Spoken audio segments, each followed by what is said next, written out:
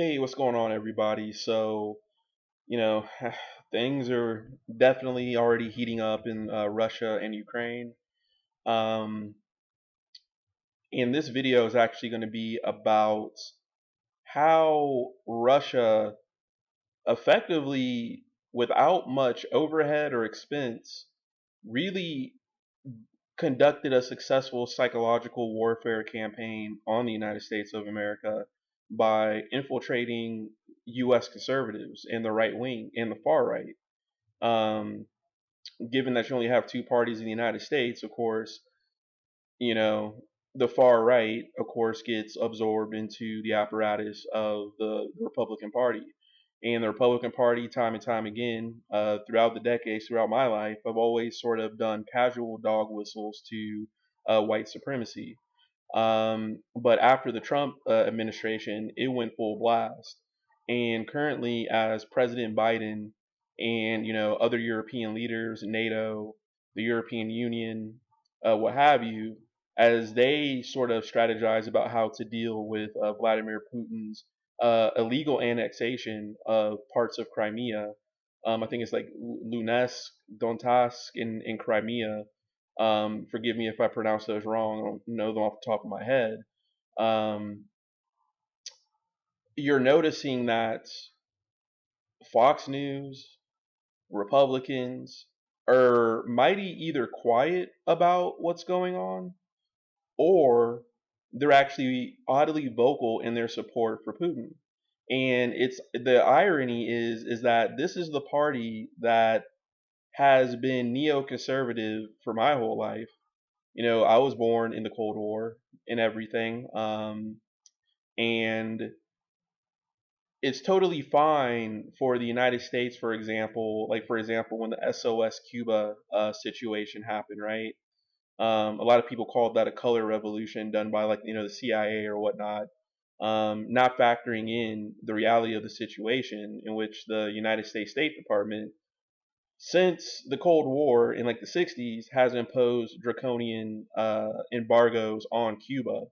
Not to mention more recent sanctions on Venezuela and Cuba, in which Venezuela is Cuba's number one oil partner. So Republicans were totally fine with throwing sanctions on Venezuela, throwing sanctions on Cuba. They were totally fine with Iraq. They were totally fine with Afghanistan. But now that Russia is an issue, and they've been an issue for a while, I'm not speaking about the Russian people. I'm talking about the Kremlin, Duma, what have you, Putin himself. Um, they're awfully quiet about that. And the shift in direction is not that hard to figure out. And I've been saying it for a long time. I've been saying it around since 2016. And I'm going to be blunt with you. It's because of white fear, white paranoia, white backlash, effectively. Sorry if I'm the wrong skin color saying that, but I wish that more people would say that because it's blatantly obvious, and I'm going to provide examples for you. Um, Sink Uyghur from the Young Turks recently actually just tweeted that the sentiment I just said on Twitter. He got backlash, but he couldn't be. I mean, he's 100% right. There's a reason why the far right, the alt right, what have you, certain neo Nazis, all these type of stuff, love Putin. There's a reason why the Republican Party has done this pivot from a very anti-Russian stance to a pro-Russian stance or whatnot. Sink Uyghur of the Young Turks said it very well. It's not about nationality anymore; it's about race. This sort of pan-whiteness sort of agenda going on. That's a backlash to a lot of the progressive and social gains of inclusion that have happened, particularly since 2008 with the election of Barack Obama, in which we all know that the election of Barack Obama as the first BIPOC president um, shocked a lot of people. A lot of the criticism towards Barack Obama wasn't valid criticism, it was really passive aggressive racism. No different than what we saw with Colin Kaepernick taking a knee. right? A way of hiding behind patriotism and tropes or whatever to really express how they truly feel without really saying it because they know there's social consequences for saying it. This video is not anti-white people or anything like that. I'm just treat this video like an intelligence report because we live in hyper reality that the Russians know that we live in, i.e., we live in the postmodern condition.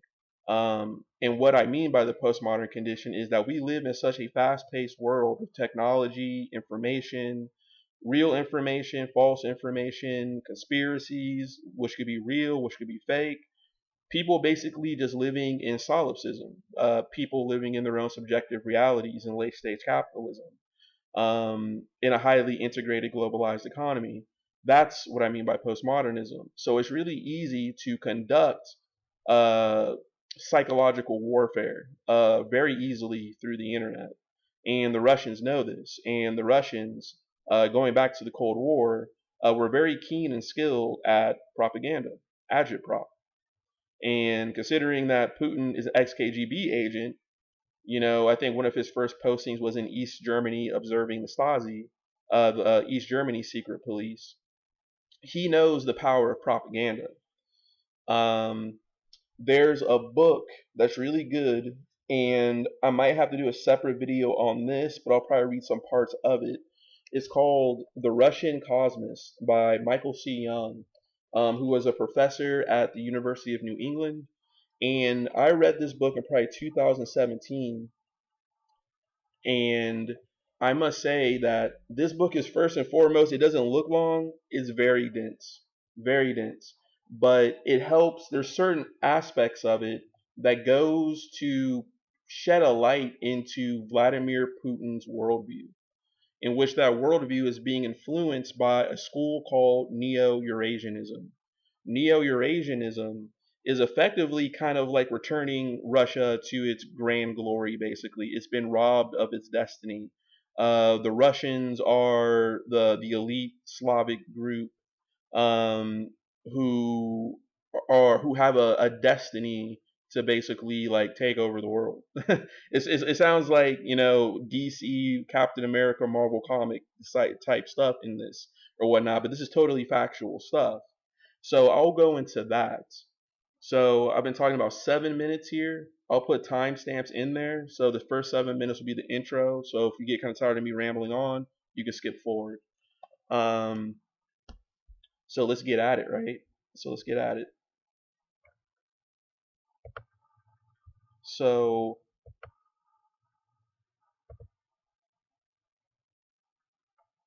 so hopefully I have a lot of tabs open right now.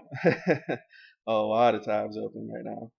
So while this is loading, first and foremost, actually what I'll do is while that's loading, and as you can see on the screen right here, why do Western men flock to the Far East in search of love? Well, that's also another explanation about why the far right loves Russia, is because of the fetishism around Eastern European women, that they're more subservient, and so therefore, like, you have a lot of right wing people liking Russia, oddly, because the right wing encompasses things like men's rights movements. It encompasses the dating artist, the dating guru sort of movements, where you have a bunch of, let's just be frank, horny, lonely men in the West who feel a negative reaction to things like feminism, who want to flock over to the East in order to get what they believe is an easy woman, which is very insulting to Eastern European women and Russian women proper, right? So there's a reason why there's an intersection between that. Effectively, what I'm going to try to explain is that there is a right wing intersectionality, and the Russians knew how to exploit that, from race to sex to gender wars to even attacking the notion of liberal democracy, in which they try to engender this sense of white aggrievement, basically, that the liberal democracy has basically failed white people, right? Why are they always talking about white privilege? Why are they talking about the white boys? It's so hard to be a white straight male, right? Type of arguments. But anyways, the brainchild behind Putin is the neo-Eurasianist school, and their most prolific thinker, as of recently, is a person named Alexander Dugin. And I find this so interesting that Glenn Beck, of all people, I think he runs the Blaze, an actual conservative right wing um, platform. He's like the only conservative, interestingly, calling out what's going on. I find that so fascinating that like you might not like Glenn Beck, you might not agree with what he says. I'm not saying that I particularly like the guy, but you got to give him credit for being consistent and actually just calling the game for how it is. Um, so let's play one of these videos here.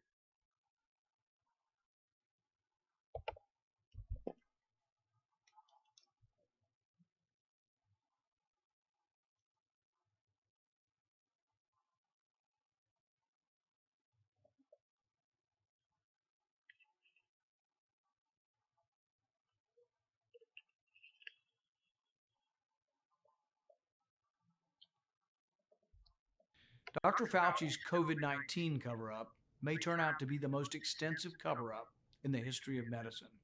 Though I've given him many chances, Oh, he Rand has flat Paul. out refused We'll to get into retract his Rand Paul, who's lies. It's also not hard to potentially see a why. traitor Dr. Fauci believes later he's or whatnot, invincible. as Republicans try to do what they always do, rile up Alexander fear and Dugin, conspiracy a theories. prominent philosopher, a professor, and he's known to be an advisor to some of the most influential men in Russia.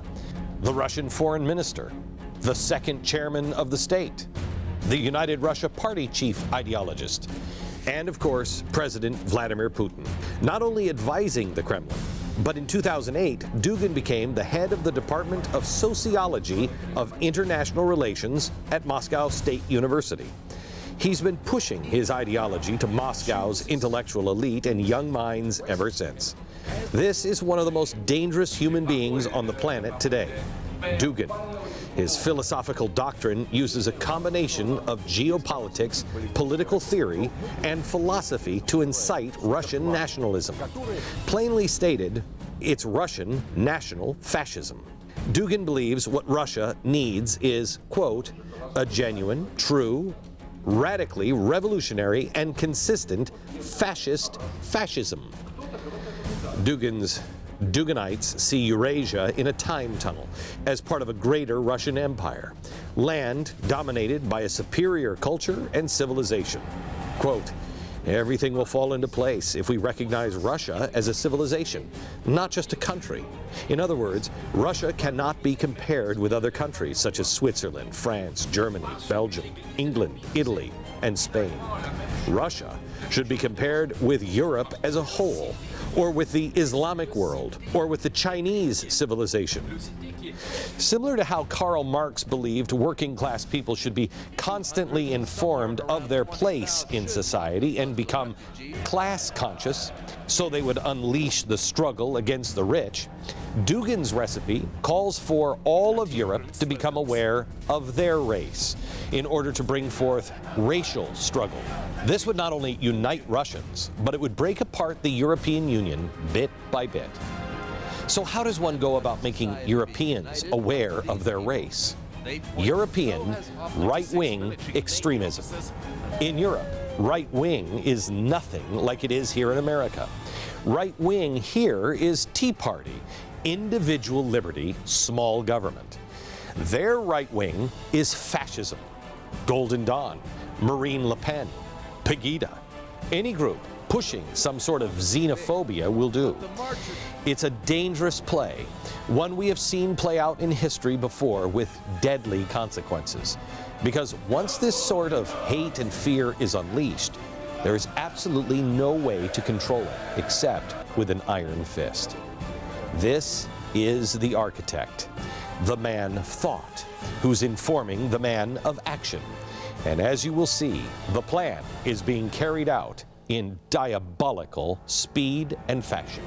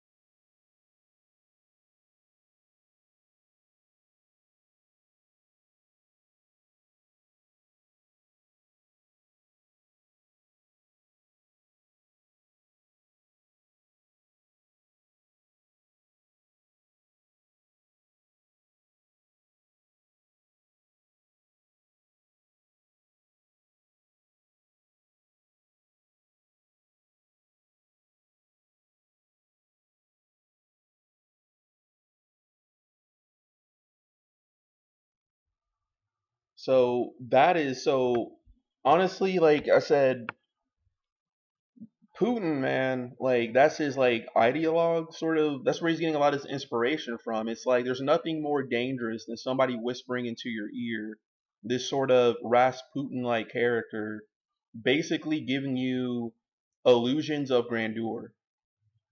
Who has nuclear weapons? Who is an aggrieved ex KGB officer who's had a gripe with the West since the Boris Yeltsin years, in which he felt that the Soviet Union collapsed too quickly.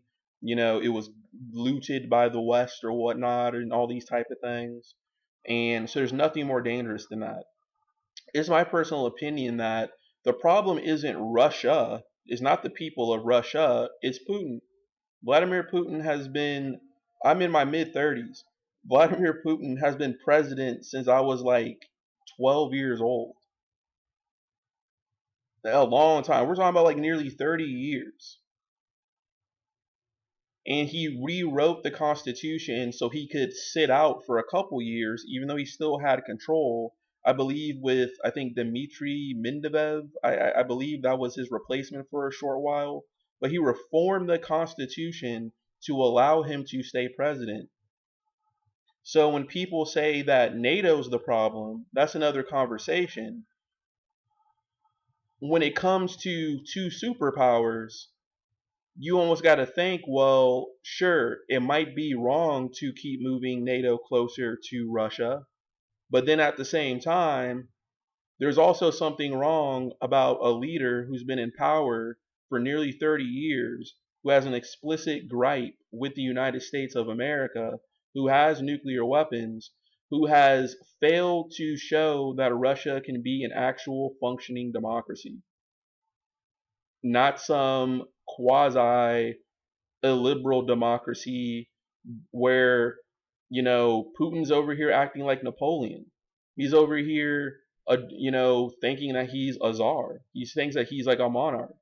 Like Putin and Dugin and these guys, they figured out that okay, well, communism isn't the best way to infiltrate the West, right? So what they did was they just flipped it. They started. They took down the Stalin statue and put up a Tsar Nicholas statue. You know what I'm saying? So instead of a proletariat sort of society or whatnot of communism, they therefore replaced it with this ethnic nationalist hierarchical strongman monarchist sort of ideology for the most part. And many people in the alt-right within the West, some of them identify as monarchists, as crazy as it sounds. So, I just find it so funny that like Glenn Beck is the only conservative with some integrity. You don't have to agree with what he says and his stances and stuff like that on certain issues. But when it comes to an issue that like we should at least as Americans be like unified around, I'm not saying that we necessarily need to be warmongers about it. I'm not saying we need to be accelerationist about it, but we should at least know that hey, Putin bad. He's the only one on the right wing that I see raising his hand. And there's something to be respected about that, particularly in this political landscape. So, about this book, right? The Russian Cosmist. So, a little bit about Dugin. So, in one of the sections, they're talking about a philosopher named Fedorov. His name was, let me see here.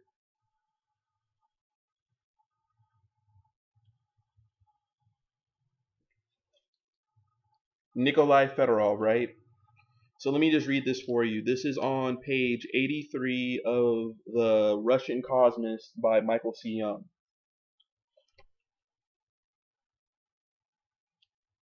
So Fedorov finds in the ancient Iranians, the people of optimistic activism, right? The struggle of absolute good against absolute evil, the attitude which he believes has been inherited by the Slavs.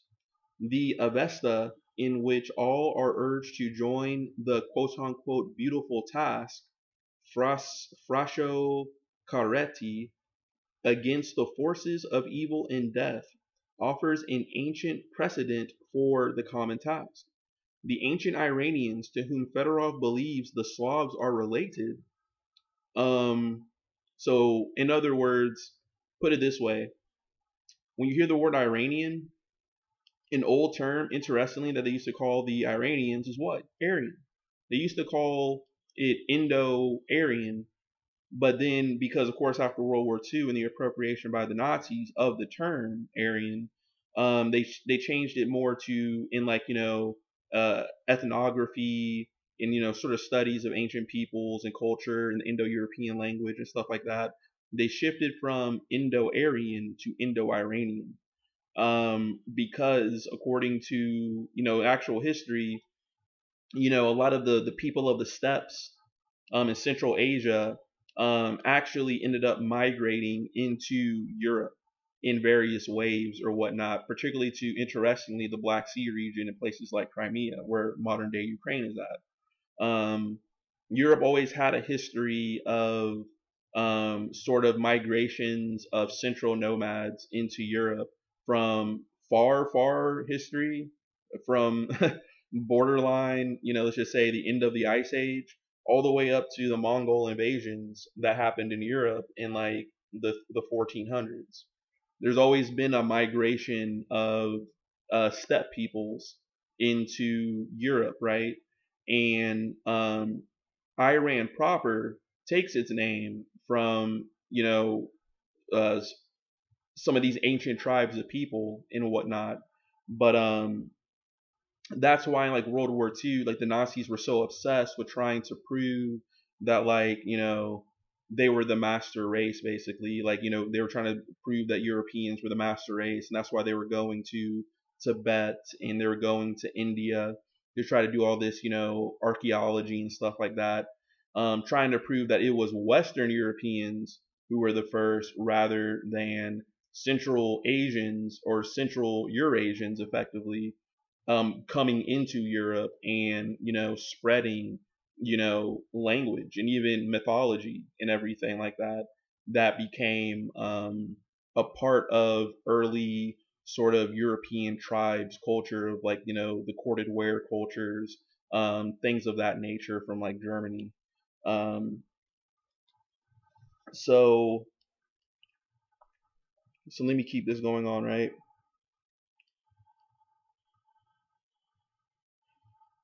So in modern times, Indian pantheism is represented by the Germans. Hebrew monotheistic pacifism is represented by Islam. And Zindic active optimism is represented by the Slavs. The Zindo-Slavic principle is the reconciling link between the Indo-Germanic and Judeo-Islamic Semitic extremes. In his view that Russia is the heir of ancient Iran, Fedorov shows the Slavophile historiography of Khomyakov, who wrote of the internal opposition between Iran and Turan, um, and anticipates the views of 20th century Eurasianist school of Russian thought.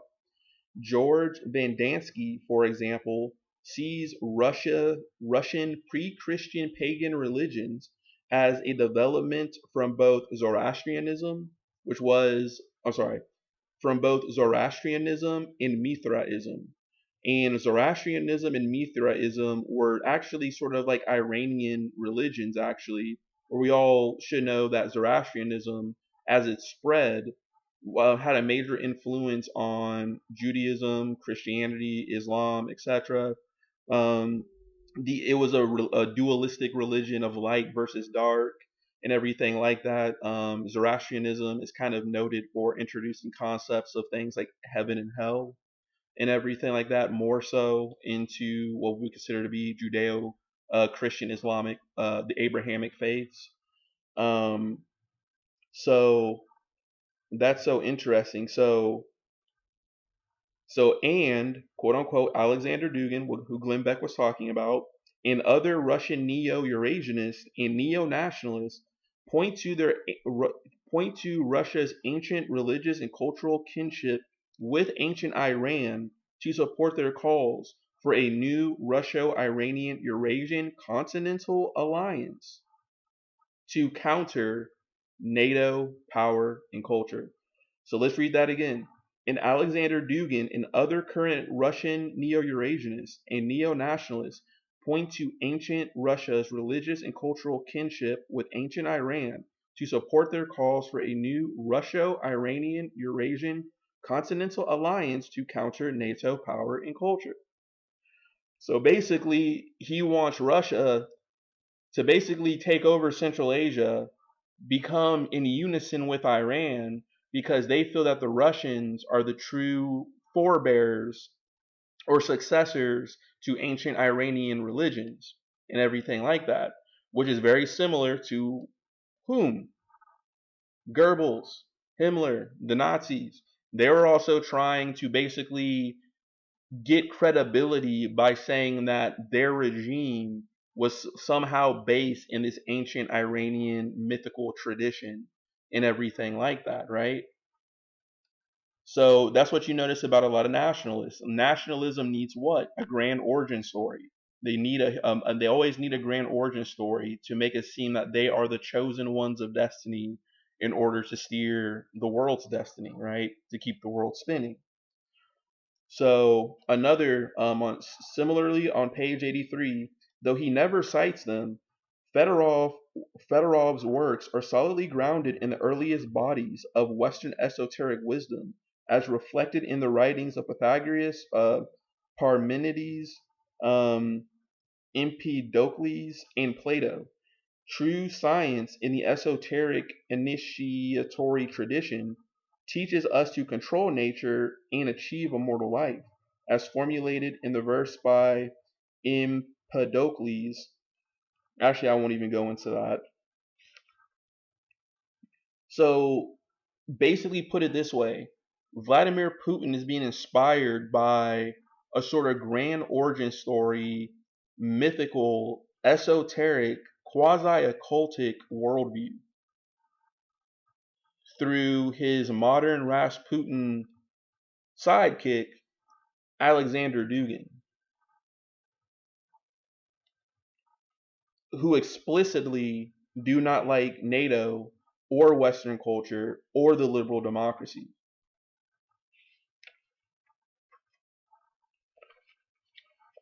And what's interesting is that there's an intersection between the alt-right and the occult.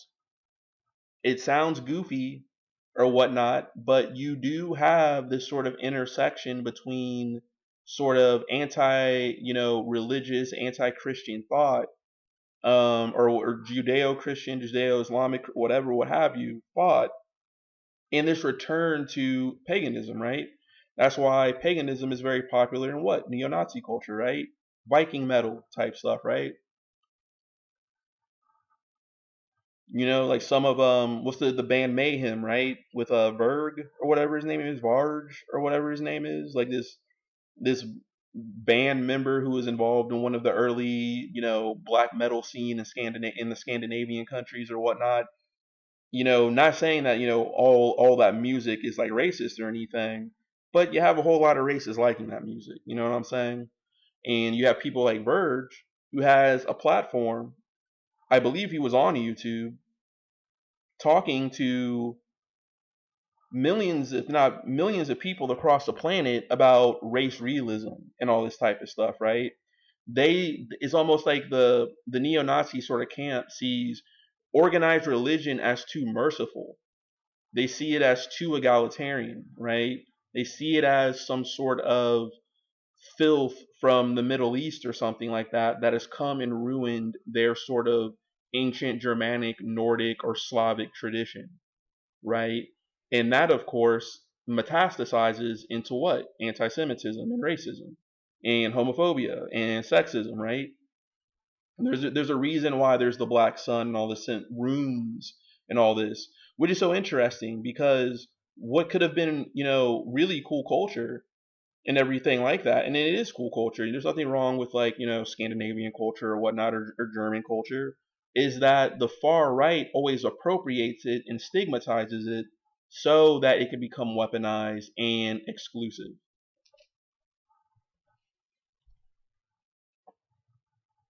I mean, I actually listen to metal music, you know what I'm saying? So, anyways, so this is another thing about Dugin, right? This is on page 124, and this is in a section called The Religious Cosmicist. So, before I go on, reading about the Russian cosmist and everything like that, Russian cosmism in itself isn't bad. Is actually, there's many schools of thought. There's different periods of time. You have some people that are very egalitarian. You have and very progressive and very, technological and futurist and forward thinking. But then you also have other elements that are hyper nationalist or whatnot. It kind of just depends. But the underlying commonality between all the Russian cosmicists is that it's almost kind of like a very quasi. It's almost where, like, technology in esoteric or mystical or religious philosophy sort of meets. Um, for the benefit of Russia, basically. Like, a lot of the Russian cosmicists were all pro-Russian, but they had different approaches and everything. Like, some were not racist at all, whatnot. They were very egalitarian and everything. But like I said, you also had some crazy ones, basically. Um, but anyways, back to Dugin, right? So this is in a section called the Religious Cosmicists, in which they were talking about a thinker called. I read this book so long ago. No, no, no. Pavel Alexandrovich Florensky, who lived from 1882 to 1937, right? And this is a very interesting period in time, right? Because you also have to realize across the world you had spiritualist movements going on, right? And one of the most notable spiritualists or occultists were people like whom? Madame Blavatsky, right?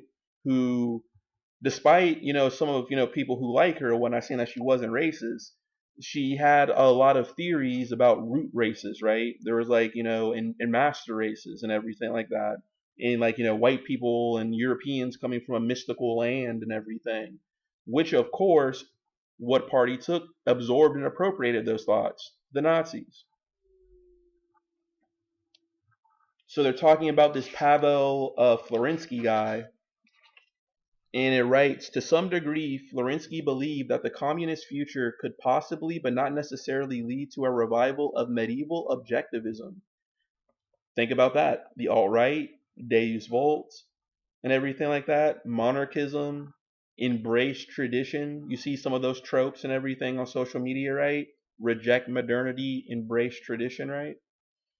So communism would lead to a revival of medieval objectivism, collectivism, and constructive vision, and a turning from the illusory individualism and self-destructive atomization that had characterized pre-revolutionary modernity.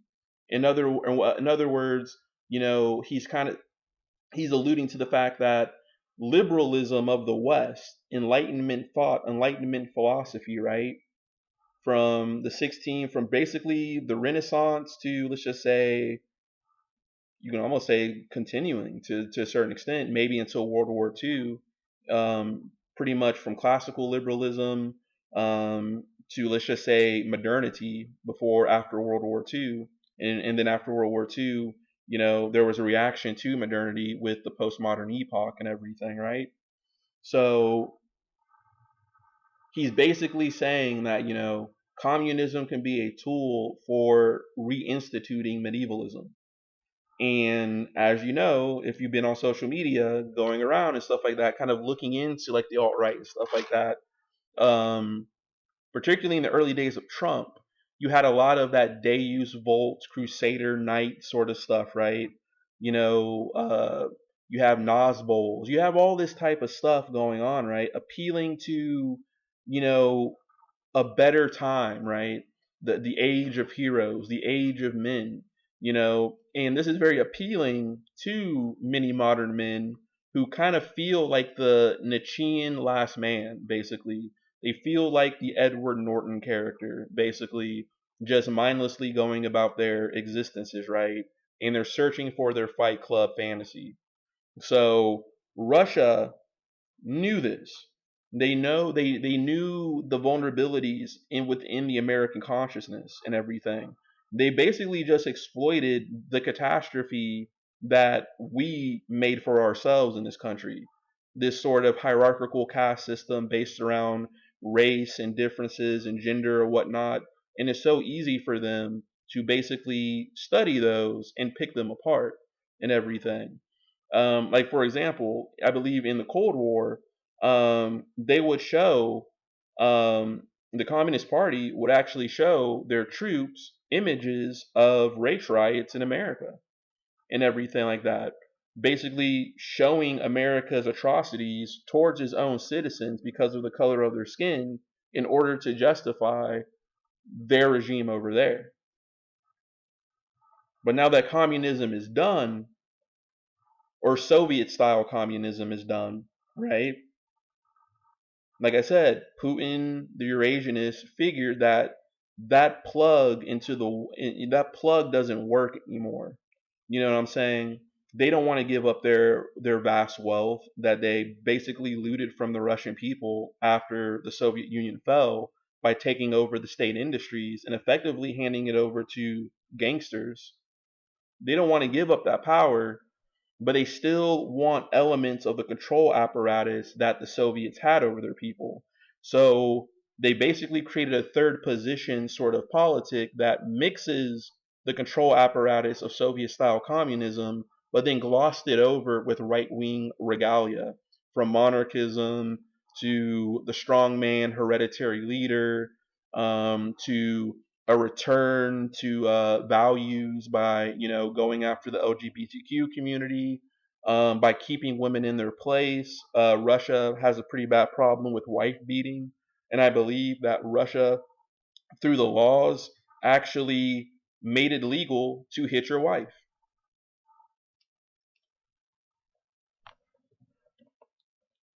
So this is another quote here on page 124 of the Russian Cosmoses, talking about Florensky. His medievalism was neither a nostalgic yearning for the past nor a total rejection of the present, but a nuanced third position mixed match, right? Third position politics is what? A lot of people would argue that it's a fascist form of politics, right? But a nuanced, guardedly hopeful vision of a revival of certain characteristics with a difference in the future. A sort of neo-monarchism, basically, that sort of takes elements of communism and everything, but then takes elements of the right wing and tries to sprinkle them together and everything like that, right?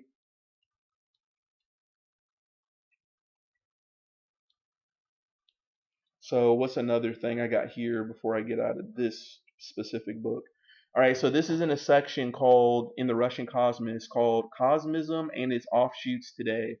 This is on page 227 in a section called Lev Nikolaevich Gumilyev, alive from 1912 to 1992, right?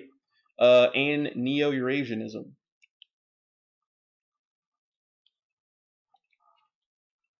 So what do we got here? So in the modern world, Gumilyev believed that Western Europe was low and sinking further into Pashianarity.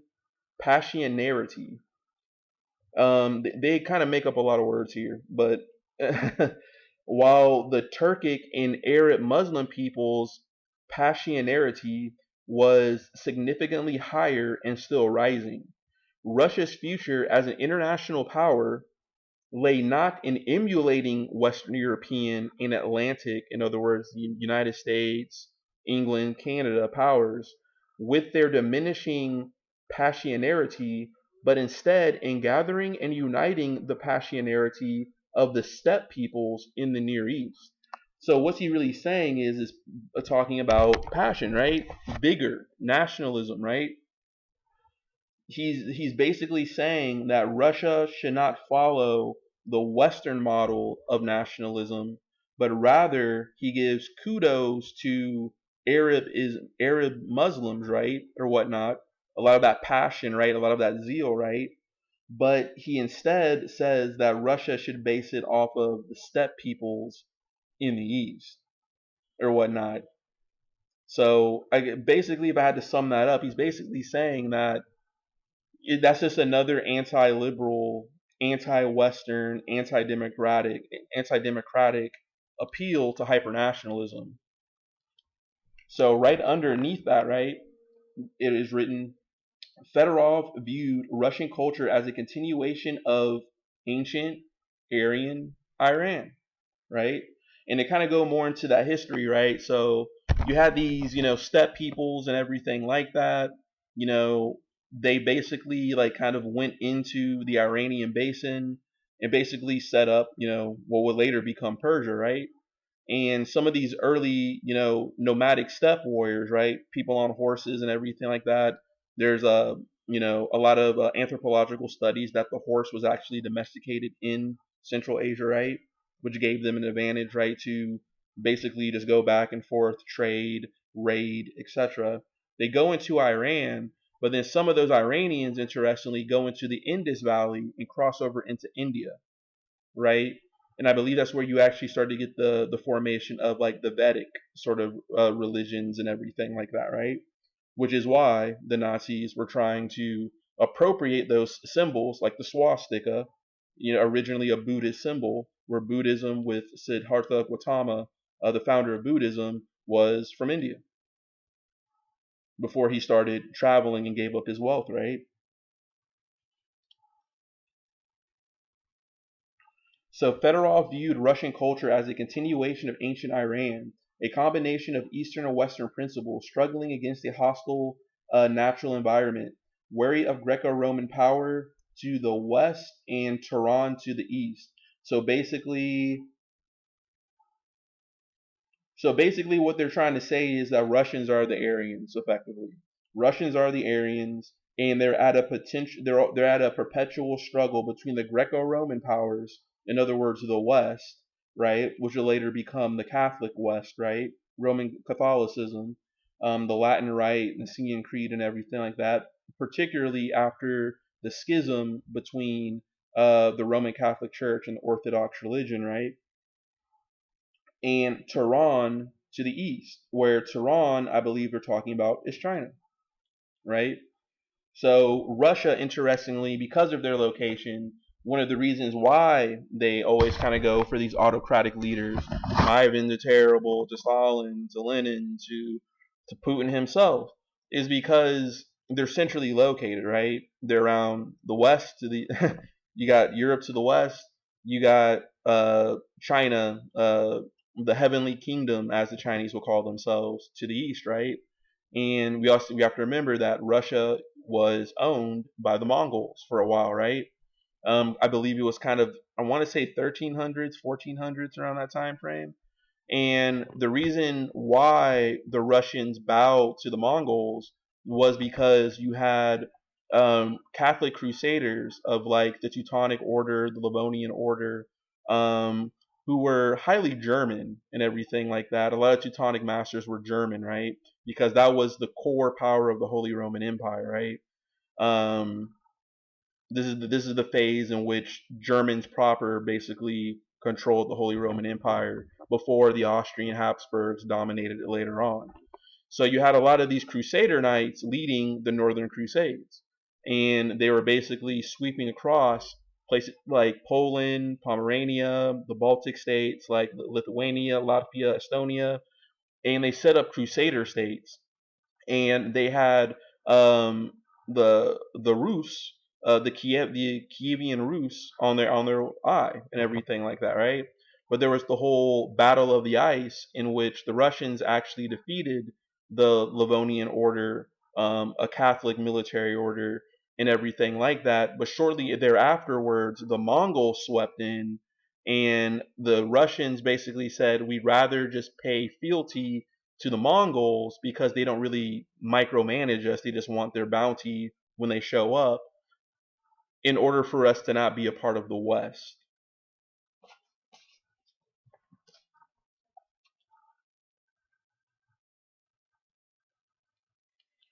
So that's very interesting there, right? So let me go here. There's another in the same section called Cosmism and its Offshoots Today. On page 228, we have, what do we got here? In recent times, Gumilev's theories have proved especially useful for Russian nationalists, neo-Eurasianists, and others with an anti-Western, anti-Atlanticist, by Atlanticist they're talking about NATO, political bias. The most prominent of whom is the ideologist Alexander Dugin, and some might add Vladimir Putin. Very interesting, right? And to further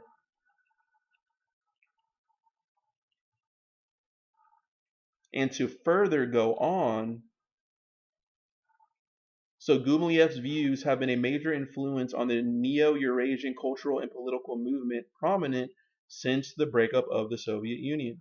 Although he seldom mentions Fedorov, Gumilev renews themes from the earlier classical Eurasian movement among emergé Russians in Berlin and Paris during the 1920s and 30s, a movement which featured such thinkers as the philosopher Prince Nikolai Trubetskoy, the literary historian Prince D.S. Mirsky, and historian George Vendansky, the political activist P.N.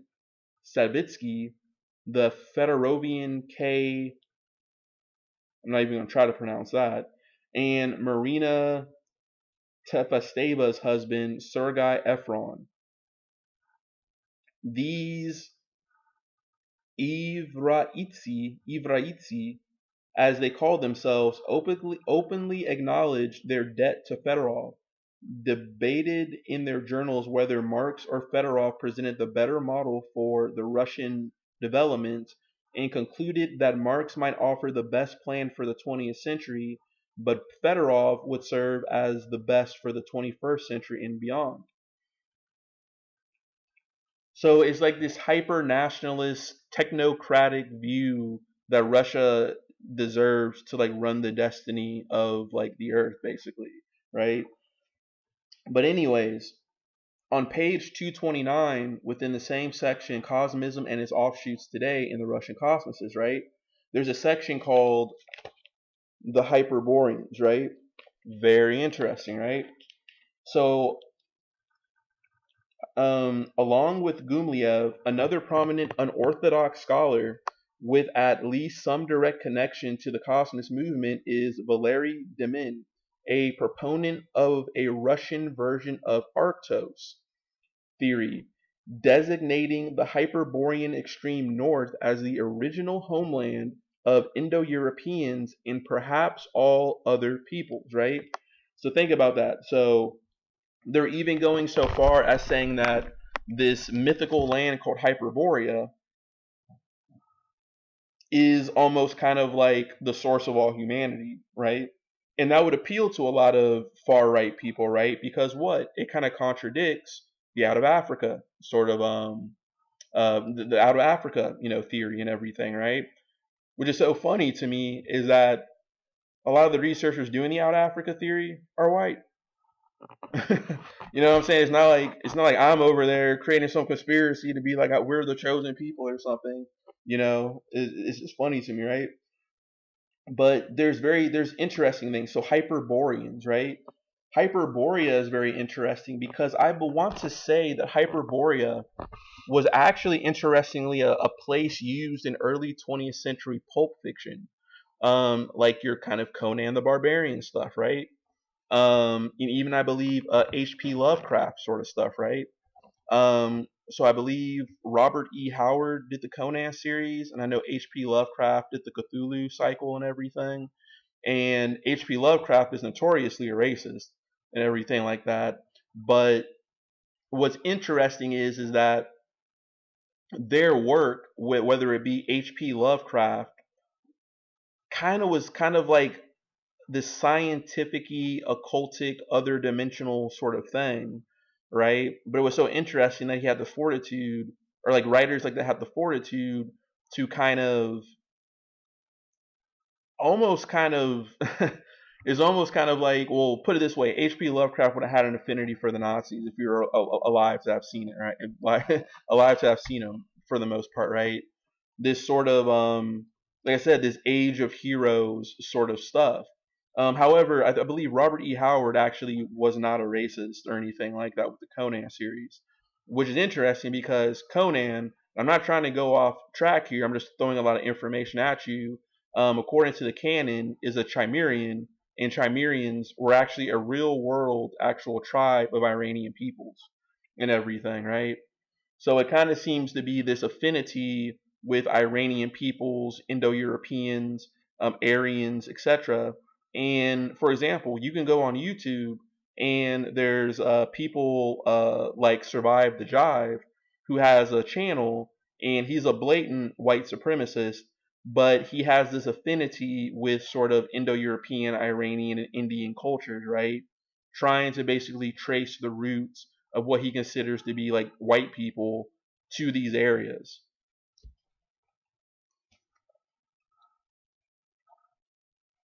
I'm not saying that if you have a liking for Indian culture, or you do yoga, or you're into just history and all that type of stuff, there's nothing wrong with that, right?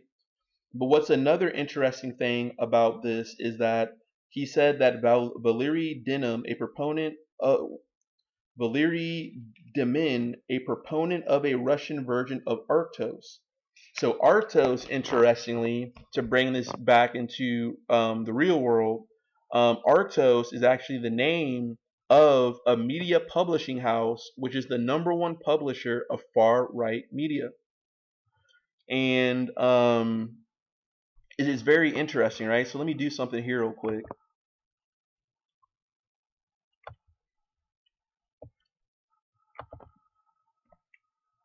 And this is going to apply to the Trump administration.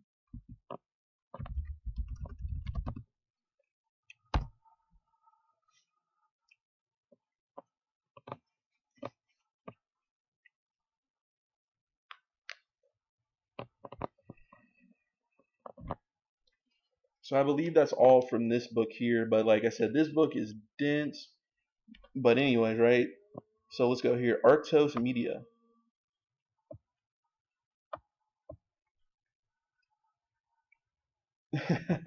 So Arctos Media is a publishing company known for publishing authors of the European New Right, as well as translating European far right literature, right? So before I go further, I want to say that I also ordered a book called The Beast Reawakens by Martin A. Lee. And it talks about pretty much how after World War II, the Allies were very soft on Nazism. Pretty much like a lot of top administrators in the Bonn government of West Germany were former Nazis. And the reason why the U.S., the OSS, the CIA were so soft on the Nazis was because they're just anti-communist. They can't possibly do anything bad, right?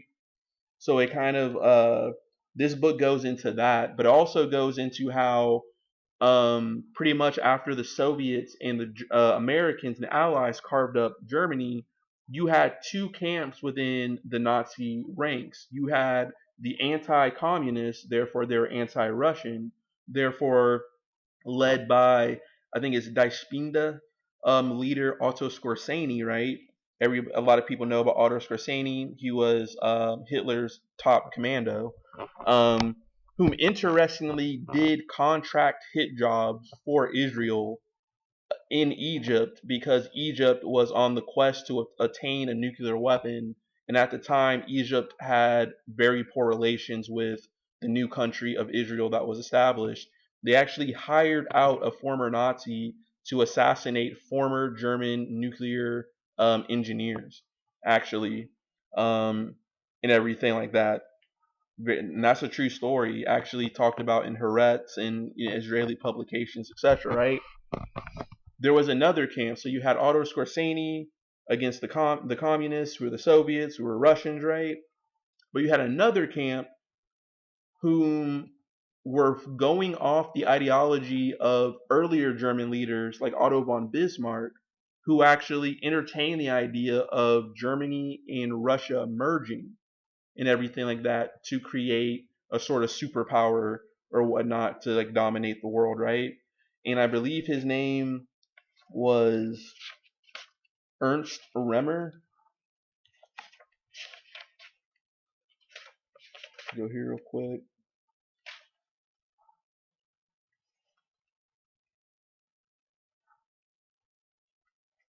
Remmer.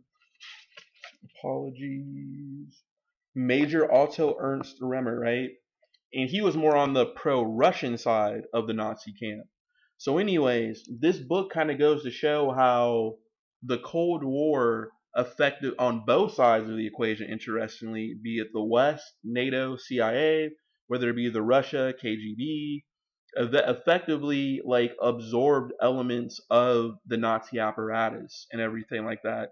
In which, to this day, in the West, we can see through blowback of Nazis. Like, there's a reason why, like, the John Birch Society in the United States, ran by former industrialists, who benefited, I'm sure, throughout World War II, selling goods to the government, interestingly helped to inspire what I kind of call, through the John Birch Society, the old school info wars with people like Alex Jones, kind of talking about this hyper nationalistic, crazy conspiracy theory type stuff, paleo conservatism, which went to go inspire many neo Nazis, such as the 1970s, 1980s neo Nazi group, The Order, who shot Denver shock jock, kind of an early Howard Stern DJ, Alan Berg, because he was Jewish. They did a bunch of robberies, and eventually, I believe the gentleman, or not gentleman, the guy who ran the order was eventually killed by federal authorities on a cabin at Whidbey Island in Washington State, where I actually used to live in Washington State. I didn't live at Whidbey Island, I lived in Washington State. But anyways, this book here, The Beast Reawakens, it goes into that, right? And I'm just going to show you some pictures here. So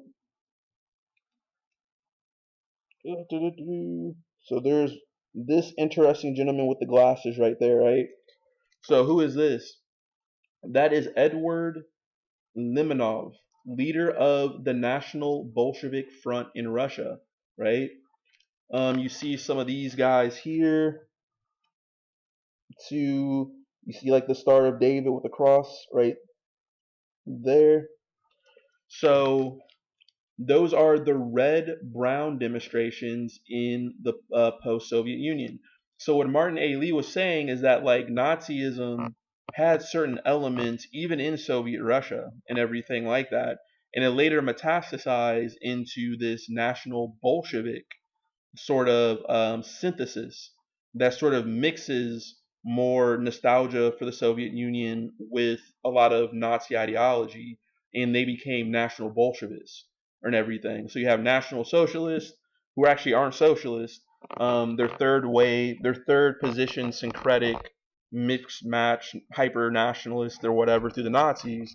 And then you have another third position through Nazbols, national Bolsheviks, right? Pretty much no distinction between the two. So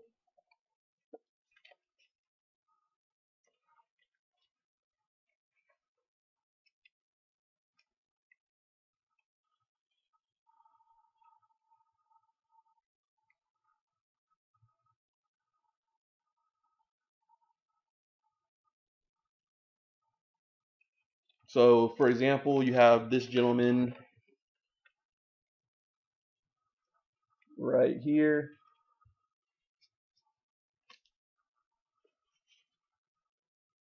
Sorry, that's not the best.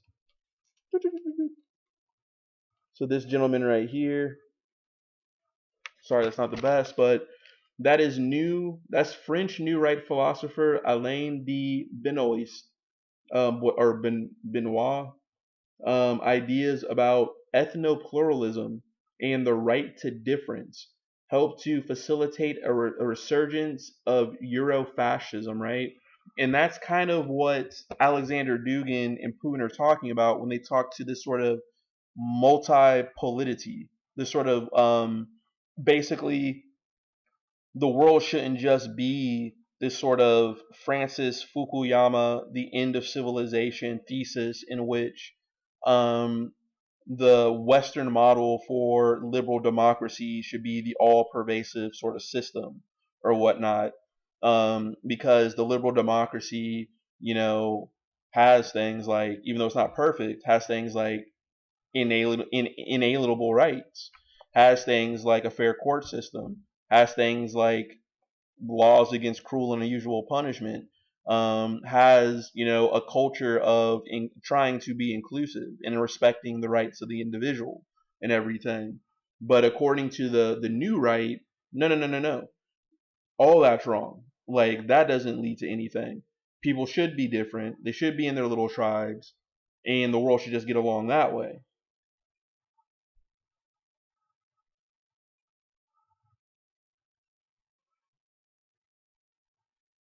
So we also have Jean Theriot's neo-fascist turned national communist called for a pan-European alliance with the USSR. That's that dude with the kind of buzz cut right there.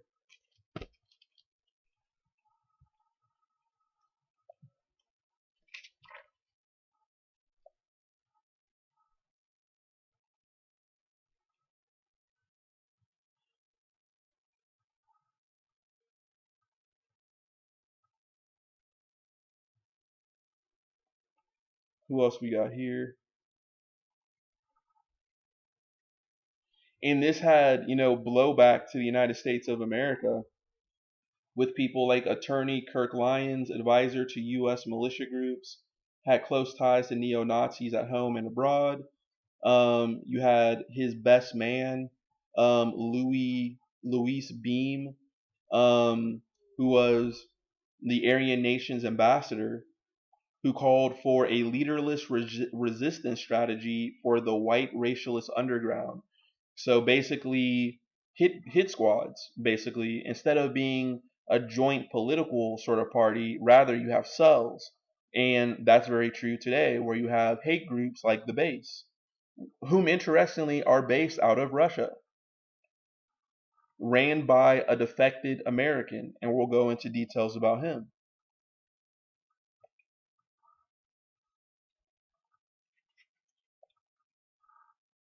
You heard Glenn Beck talk about Marine Le Pen of France. So she's a far right leader in France who wanted to be very soft with Russia and everything like that. And her father was Jean Marie Le Pen, who was a Holocaust denier. And this is him doing the Sieg Heil Nazi salute. And people like Steve Bannon, who was Donald Trump's strategist and everything like that, is like cozy with Marine Le Pen. So that's that right there, right? So like this is deep stuff. Like Steve Bannon is a very dangerous person, and like I don't understand why the United States like just like lets him be this chaos agent. Like he left the United States, went to Europe before EU elections, and was talking to right wing parties and telling Europeans to be hyper nationalists, right? And everything like that, right? Calling for this great war with Islam and everything, right? And he was talking to the Marine Le Pen in France. He was talking to the Northern League in Italy, talking to the Alternative for Germany, talking to Hungarian despot person, whoever his name is, Austria. And he tried to even Google this Steve Bannon, Italy monastery. And you'll see he tried to set up a school to train fascists in Italy in an old monastery. Like, you can't make this stuff up.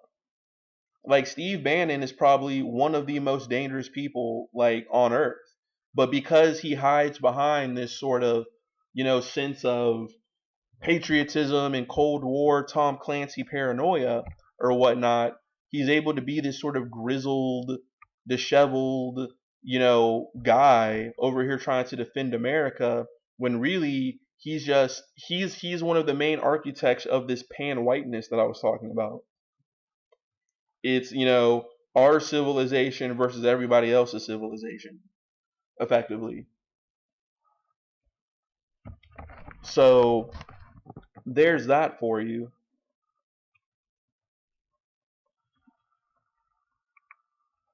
And you know what? So since this has gone on for an hour, I'm probably going to wrap it up here. And I'm going to do a part 2 to go into more of the stuff that I'm talking about. So before we do that, real quick. Oh, no, no, no. This is what I was going to show you before I get out of here. So Arctos Media, right? How I referenced that in the book, the Russian Cosmos. Arctos Media, interestingly, and this is going to tie directly back to Trump and the alt-right.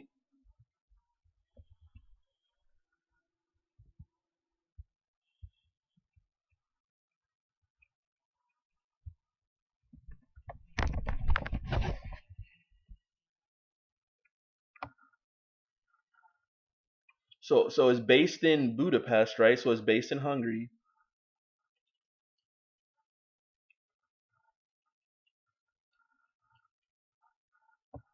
So Arctos Media was founded in India in 2009 by Swedish businessman Daniel Freeberg and John B. Morgan, an American editor. The company launched in 2010, then relocated to Sweden in 2014 and Hungary in 2015. Friedberg had previously distributed white power music and Nazi paraphernalia before starting the company. His stated goal was to create a Swedish parallel to American alt-right media. So Friedberg is the CEO, while Gregory Loder Frost, formerly of the conservative Monday Club, leads the British division. American professor Jason Georgiani became editor-in-chief in 2016, but later left the position when he began to distance himself from the alt-right. Arctos publications include translations of the works by Alexander Dugin and Alain de Benoist, the guy I just showed you. So we got Dugin and we got this Alain guy, all right? And is now, according to the New Yorker, the world's largest distributor of far-right literature. The Southern Poverty Law Center has identified Arctos as being bedfellow to Identity Europa, right? In 2019, Arctos was publishing more than 120 titles by 40 authors. So let's see here, right? Let's go to their official website. Look at this. How a small Budapest publishing house is quietly fueling far-right extremism.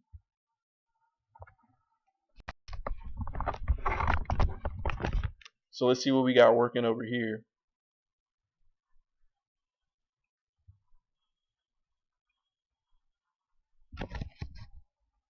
Look at this. I am not clicking on that. So let's see some of the lovely books here, right? Sex Differences in Intelligence.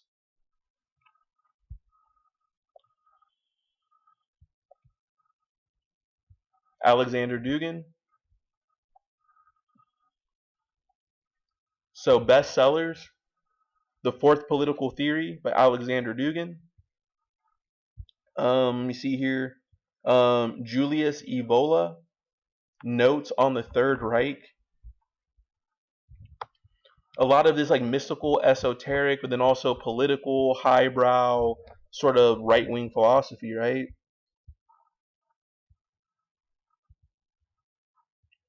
The Decline of the West, right? By Oswald Spengler. You can see the some of that Germanic sort of pagan iconography there. Right-wing youth. Prometheanism, and Prometheanism is also addressed in this book by um, the Russian cosmist, right? Promethean theurgy, for example. So let me, before I get out of here, let me do something real quick. So remember, we learned about Arctos from the Hyperboreans, who fall under the Neo-Eurasianists who want to say that humanity came from the far north, right? Because they're always searching for a grand origin story.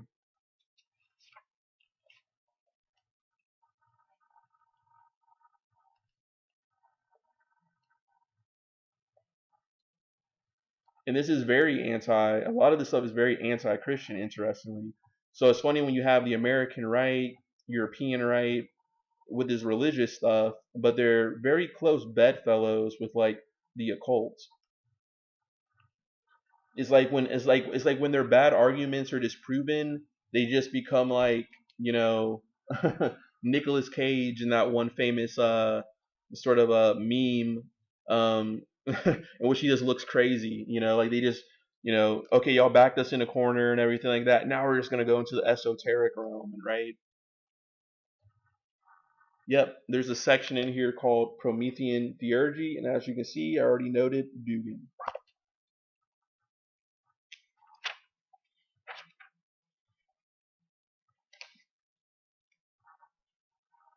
So just before,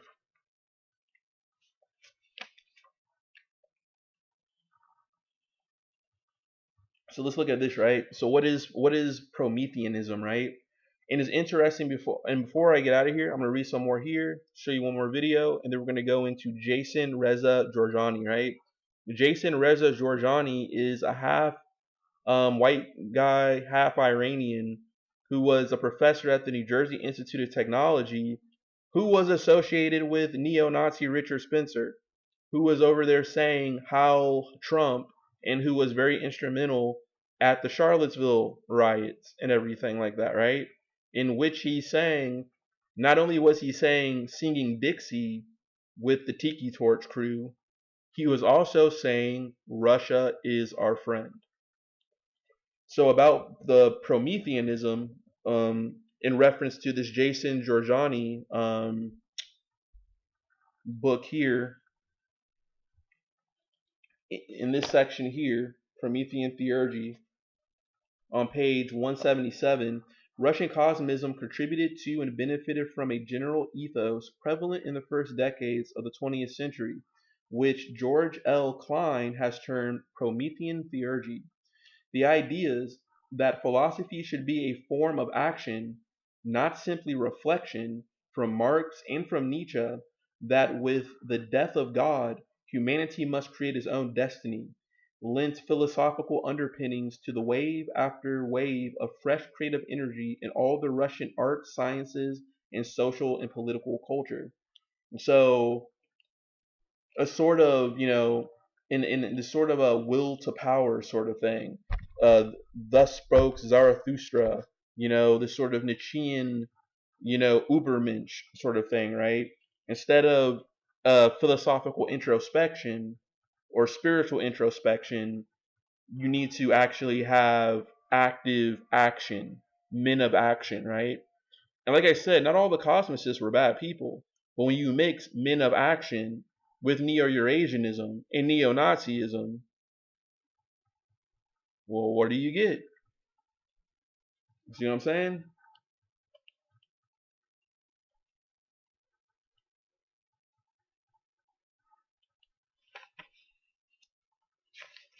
And there's another thing here. There's another section called occultism. So this is on page 187 in the same section, Promethean Theurgy and the Russian Cosmos by Michael C. Young. Civilization cannot evolve further until the occult is taken for granted on the same level as atomic energy.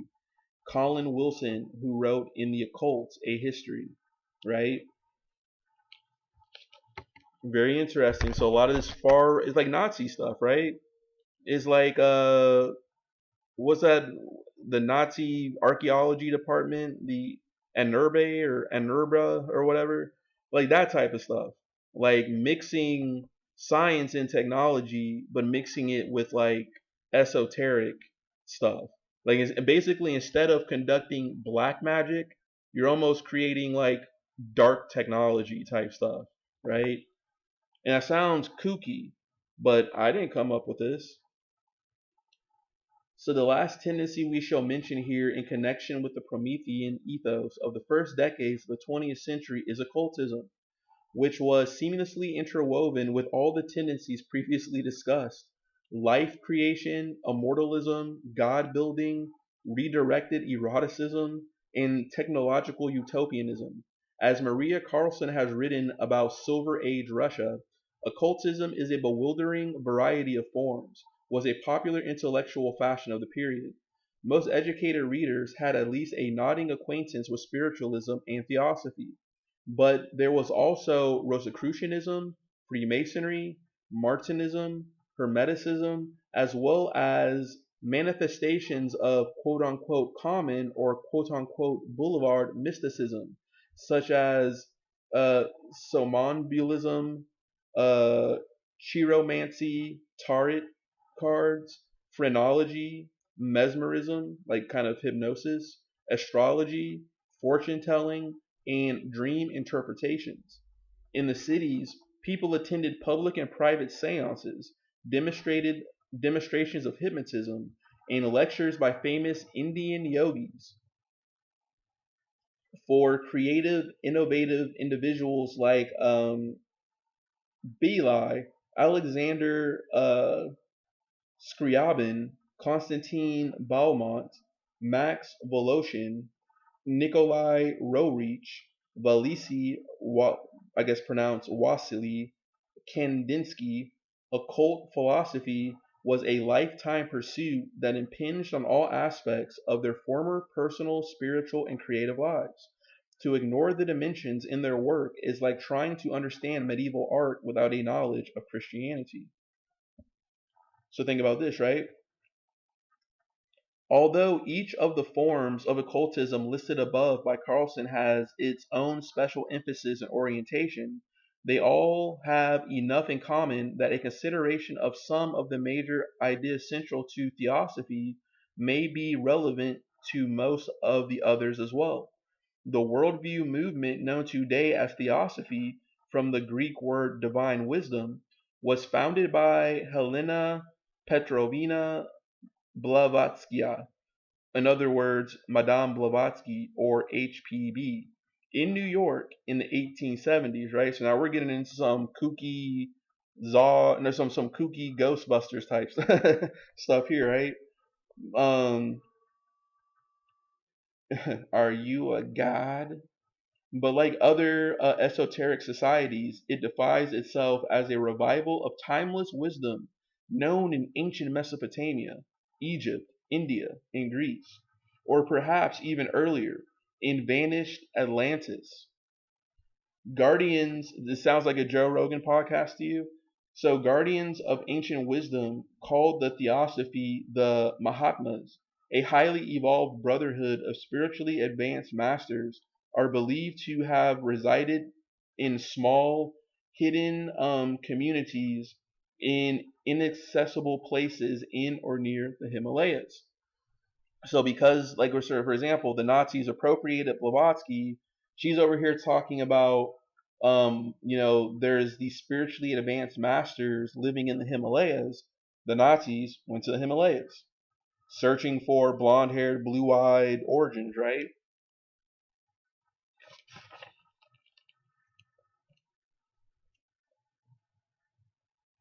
Okay, so peep this. So I'm just reading stuff I kind of highlighted, right?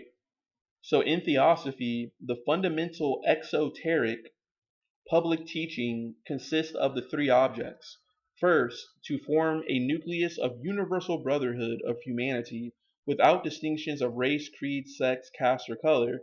Obviously, the National Bolshevists and the Nazis purposely omitted that, right? Second, to encourage the comparative study of religion, philosophy, and science. And third, to investigate unexplained laws of nature and the powers latent in humanity, right? So this is where we start to get parapsychology, right?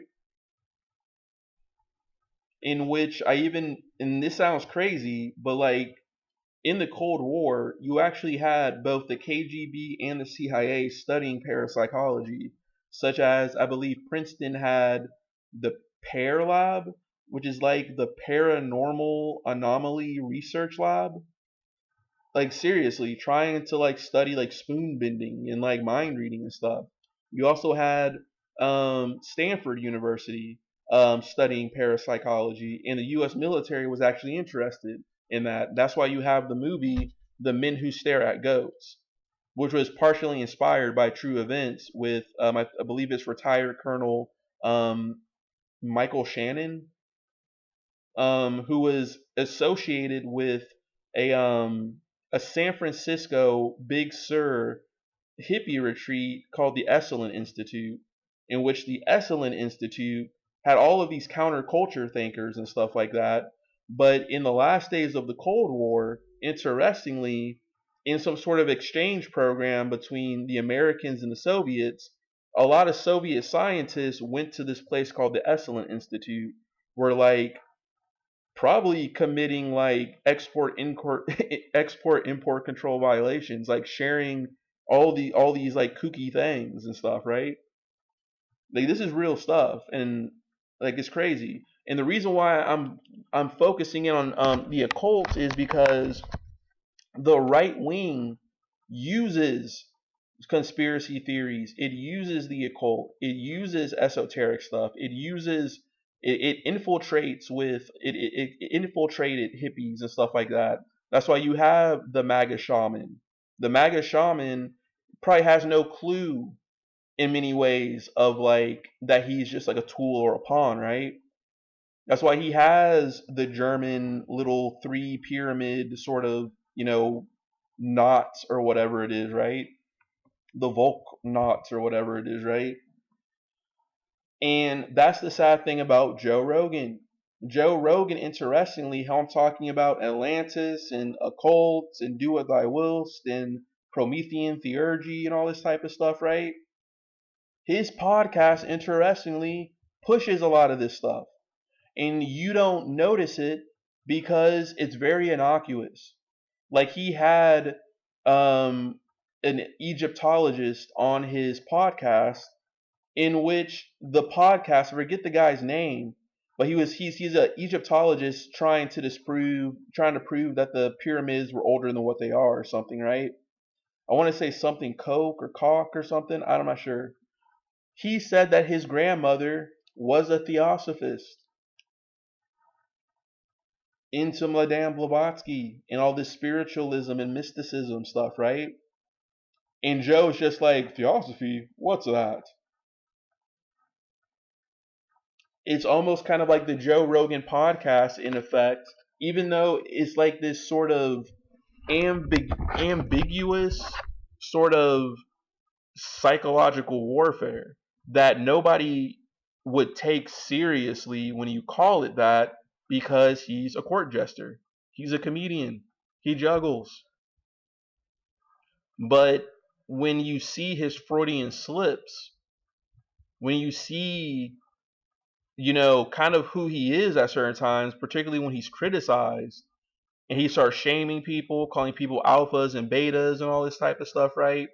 You start to see that Joe kind of seems to be, and he's a libertarian too, right? Or rather, a libertarian, socialist, whatever, right? He's whatever he wants to be. He's syncretic, right? Hidden under this veneer of being a comedian and everything, so people don't think that he is a threat, even though he was actively platforming people who are threats, from Gavin McInnes of the Proud Boys to Milo Yiannopoulos and everything like that, to Stefan Molyneux, who's on the Southern Poverty Law Center's list of extremists, over here talking about racial IQ. He's not a racist, he calls himself.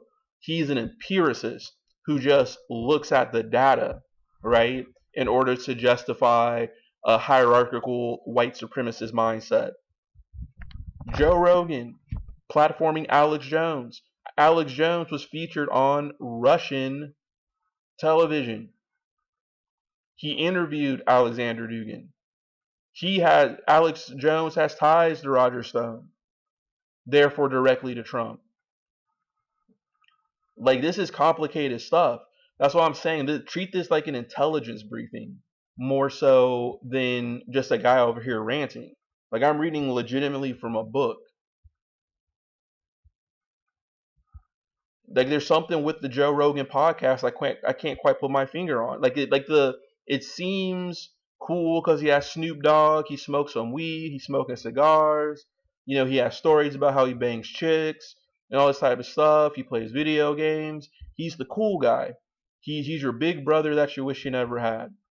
Just because he has, you know, these celebrities wanting to basically just feed off his platform and he feed off of their fame for his credibility, he's also sprinkling in plenty of far right type stuff. Saying that, you know, you have to challenge bad ideas. But he's notoriously known for not challenging those ideas as harshly as he can. And even if he does, the fact that they're even on his podcast is all you need to know. Why would you give them a pulpit?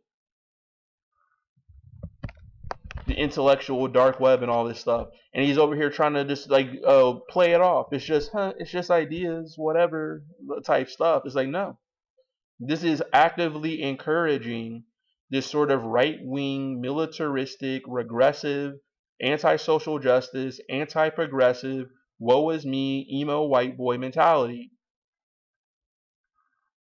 Just grooming young men and everything like that to basically, what are they going to be? New Earth Army warriors or something, like the men who stare at goats or something? What, they're going to be tripping acid at Burning Man and then also being special forces simultaneously? There's something up with it. So lastly, before I end this, how I was reading all that stuff about the occult, Promethean theurgy, we have Jason Reza Giorgiani. So who is this interesting character? And this is going to tie to Trump, but also kind of tie into how I was saying how like the right wing uses a lot of this new age, occult, esoteric, technocratic, futurist, medievalist, whatever. It's just like blah. It's just Neoplatonic dribble. They use a lot of this sort of far out, oh, I never knew that, ancient alien stuff to slip in their negative, very bad ideas. It's like the joke. How come aliens only visit people of color and everything and build their civilizations, but they don't build white people's civilizations type stuff, right? That as that joke goes. Even Russell Brand kind of flirts with it. Russell Brand was over here crying about how he got put on the list of like right wing people or something like that. And I just even responded to his video. There's an intersection between the new age, far out, down with the man type stuff and the far right. You have naturalists and vegans and fitness freaks and naturopathic medicine types on the far right. Hitler was a damn vegetarian. Just because you might be in your heart saying that, like, you know, I don't hate anybody or whatever, it doesn't mean that you're still not kind of inspiring people. And like Russell Brand, whether he wants to admit it or not, has kind of fallen into the con hyphen spiracy camp or spirituality camp. Conspiracy spirituality camp. Everything's a conspiracy, but we need to go back to this hippie messianic millennialist egalitarian sort of society or whatnot. And guess what? That's what the Nazis also wanted. I'm not saying that like you should not be that because they were that. They had a lot of elements of that within their ideology, such as going back to Earth and everything like that. Paganism, worshiping the old gods, right? But anyways, we have Jason Giorgiani, right? Oh wow. Okay. So he's like some rich half Iranian guy or whatnot who basically tries to argue that like Iran was like a bunch of white people before like melanated people moved in and destroyed the culture. That's kind of what he's. That's his thesis basically. Look at this. New Jersey Institute of Technology, former editor-in-chief of the European New Right publishing company Arctos Media, back to the Russian cosmicists, and co-founder of Alt-Right Corporation with Richard Spencer.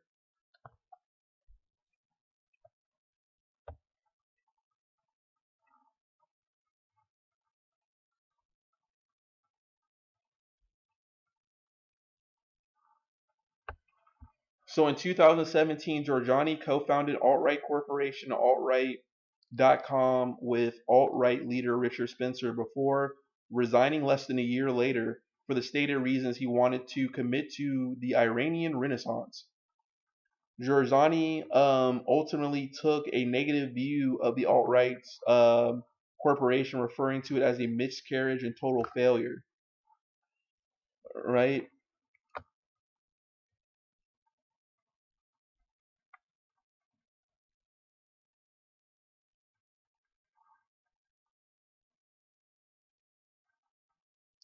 Giorgiani has been described by journalist Olivia Hartwell as influenced by dark Enlightenment philosophy, particularly that of Nick Land. Nick Land, who is he?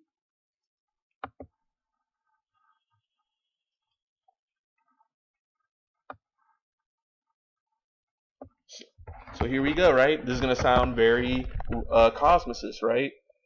Is an English philosopher, theorist, short story writer, and blogger. He has been described as the father of accelerationism and was a leader of the 1990s collective Cybernetic Culture Research Unit after its original founder, cyber feminist theorist Sadie Plant, departed.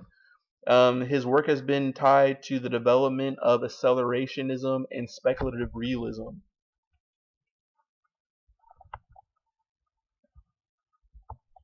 So his writings, beginning to take shape in the 90s, has been described as theory fiction, departing from the formal convention of academic writing and embracing a wide range of influences, as well as exploring unorthodox and dark philosophical interests. Land is also known for later developing an anti-egalitarian, anti-equality, and anti-democratic ideas behind neo-reaction and dark enlightenment, right? Interesting. He currently lives in Shanghai. Very interesting. China, Russia. I mean, it's very interesting. Something's going on. And what is accelerationism? Accelerationism is basically let things go to crap and then just accelerate the collapse, is basically what it comes down to. And that accelerationism is a big part of the Neo-Eurasian sort of ideology of people like Alexander Dugin, right?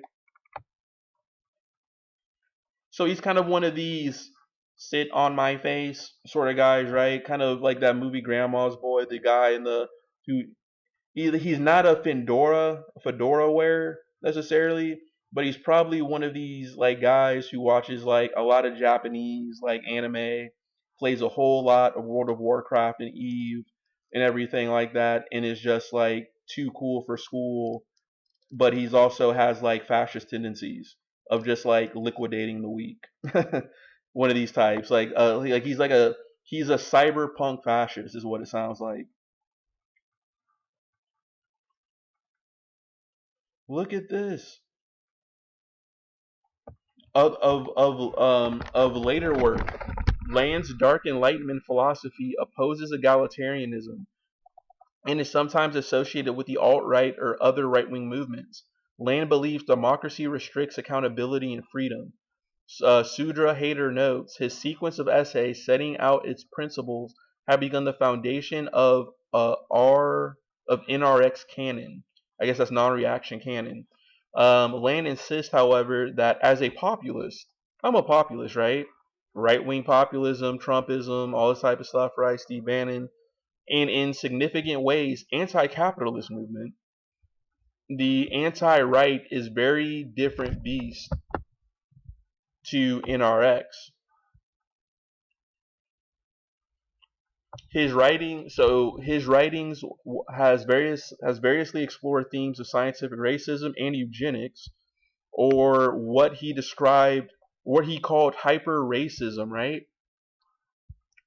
Land's current version of accelerationism incorporates explicitly racist views, and since late 2016 has been increasingly recognized as the inspiration for the alt-right, and according to Vox writer Dylan Matthews, for white supremacist mass murderers. Additionally, Land has promoted the Adam Waffen is a Nazi hate group, affiliated Order of Nine Angels that adheres to the ideology of neo-Nazi theorist accelerationism, describing O9A's work as highly recommended, but is also uncomfortable with soliciting belief. So he's involved in all these sort of crazy neo-Nazi groups, right? And what I want to do here is Order of Nine Angels. I read about this. Ambush. So we have basically some cyberpunk neo-Nazi living in Shanghai, China, associated with Jason Georgiani Reza of Arctos Media, in which Arctos Media is also publicizing European, American, and Russian, specifically, far-right ideology like Alexander Dugin. So look at this, the Order of Nine Angels, right? This is in the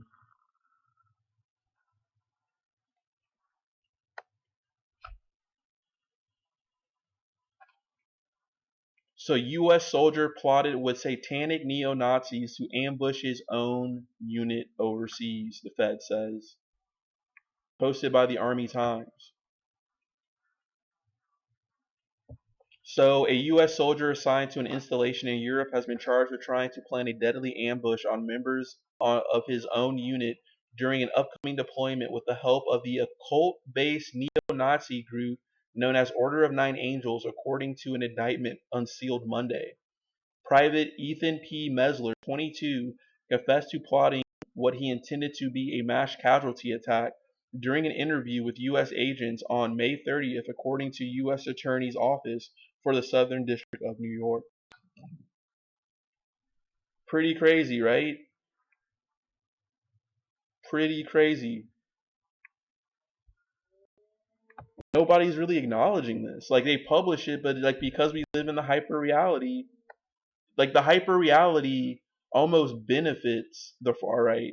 It's like the far right is the alt right is what I would call the postmodern far right, the postmodern conservatives. They use hyper reality, they use memes, they use irony, they use solipsism. I'm not a Nazi type stuff or whatever to create this ambiguity of just living in the nihilist epoch where everything is subjective in order for them to slip in this very regressive far right ideology. And the Russians know this. And like I said, I think they are very adept at understanding that and used it against the United States and the West. It's like Alexander Dugin took every single hostile idea from radical Islam to neo-Nazism to National Bolshevism to paganism to the occult to Indo-Iranian, Indo-European studies to scientific racism to eugenics, and basically put it into a bomb and just unleashed it online on the West and the United States. Particularly with Russia knowing that Europe was on edge because of like the refugee crisis, right? In which, NATO bombing as well as Russian bombing created those refugees in places like Syria and in other places like Libya, who later went on to Europe, right? Trying to get a better life, trying to flee and escape, right? And the next thing you know, Europe is now threatened by far right politics again. And you have Euroscepticism trying to break up the European Union. Because what's the benefit of Euroscepticism for Russia? It's kind of like instead of being a fist where you're strong, you can break the finger individually and then come by to say that, oh, we'll heal it for you if you do what we say. That's the goal of Russia.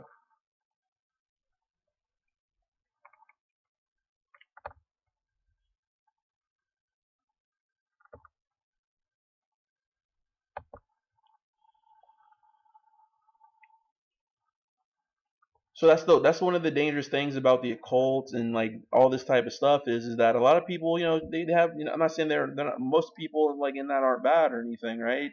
But you do pose the risk of letting in dark people, bad actors, you know what I'm saying?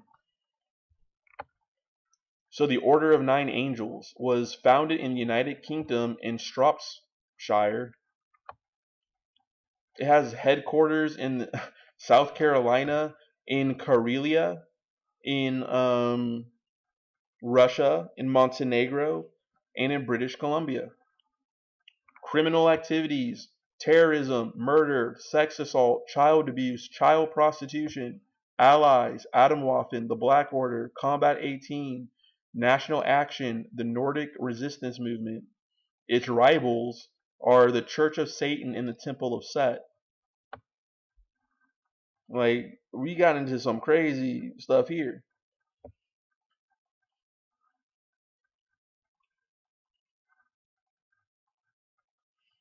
So the ONA is a satanic left-hand path occultist group based in the United Kingdom, but with associated groups in other parts of the world. Claiming to have been established in the 1960s, it rose to public recognition in the early 1980s, attracting attention for its neo-Nazi ideologies and activism. Describing its approach as traditional Satanism, it has been identified as exhibiting Hermetic and modern pagan elements in its beliefs by academic researchers. According to the order's own accounts, it was established in the Welsh marches of Western England during the late 60s by a woman who had been previously involved in a secretive pre-Christian sect which survived in the region. Always searching for that grand origin story, right?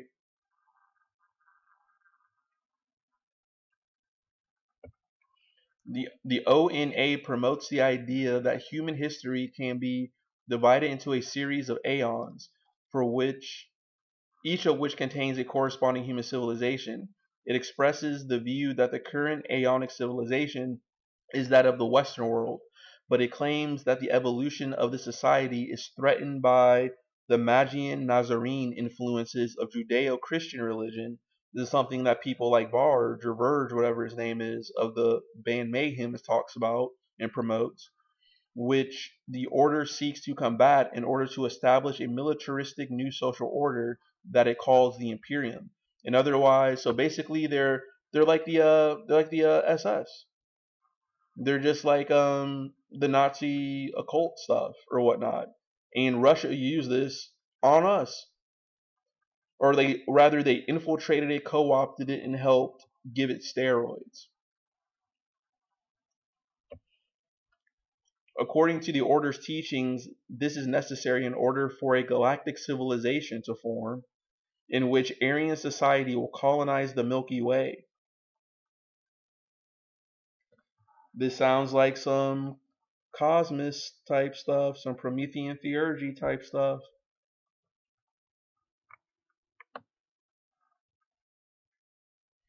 The ONA members practice magic, believing they are able to do it by channeling energies into their own casual realm from an acasual realm where the laws of physics do not apply. So, occult practicing Nazis performing terrorism to accelerate the collapse of Western civilization, particularly the West. That's something that probably the Kremlin would like to use for its own psychological warfare campaign against us, right? Wow. We're going to come back to this. Scary stuff, man.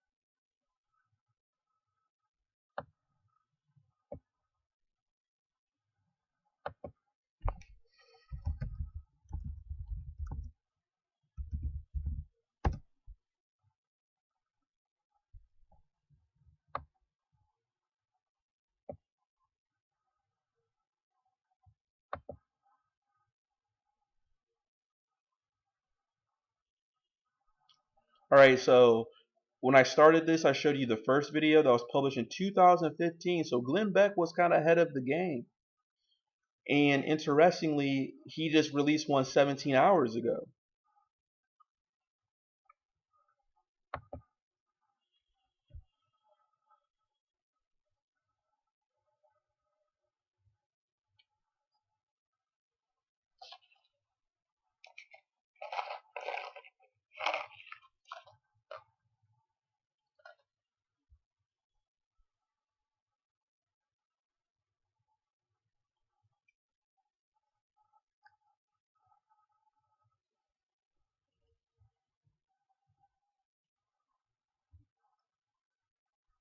Let's see if it actually comes up.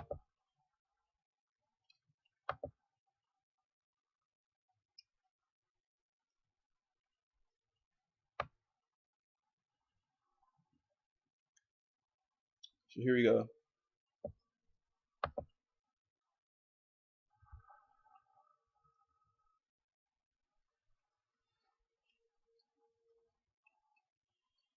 Benjamin Teitelbaum. He is the author of War for Eternity. He is also associate professor at the University of Colorado, Boulder.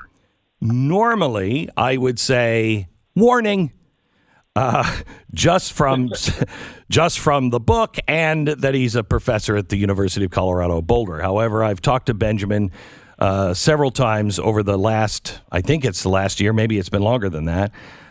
He is watching something and very concerned about something that I am concerned about, and that is the influence of traditionalism as really defined by Alexander Dugin, a very, very dangerous guy who is actually calling for Armageddon. He actually believes that that's the thing that's going to solve all of our problems. And I guess in a way he's right, but I don't think the way he's trying to pull it together. Benjamin, can I call you Ben or Benjamin? Ben, please, Glenn. Okay. It's a pleasure to be with you this morning. Thank you very much. I know we've talked about doing this show for a long time, and we may have to cut this into 2 shows and then maybe even a podcast as well. But I want you to, let's start with Putin's speech and what he said that I think only a few people really can pick up on, that know who Alexander Dugin is and what his plan is. So tell me what we learned from Putin's speech. If you listen, and good morning again, Glenn, it's a pleasure to be with you. If you listen to that whole speech, you could come away from it thinking that this was all about kind of dry policy decision-making on his part. He spends a lot of time talking about the economy of Ukraine, spends a lot of time talking about the history of the Soviet Union, the Communist Party, some of the policy decisions that he thinks that they made wrong and need to be corrected.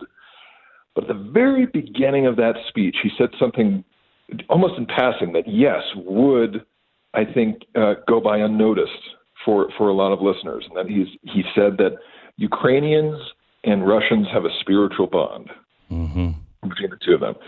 And that tells me, and it should tell a lot of observers, that Putin is thinking in 2 ways, and he's motivating himself in 2 ways. There is this dry, almost technical, policy-based discussion and motivation he's trying to push to the Russian people to say, well, we have to do this because NATO is going to come to our borders. Ukraine perhaps has nuclear ambitions. We have to deal with that.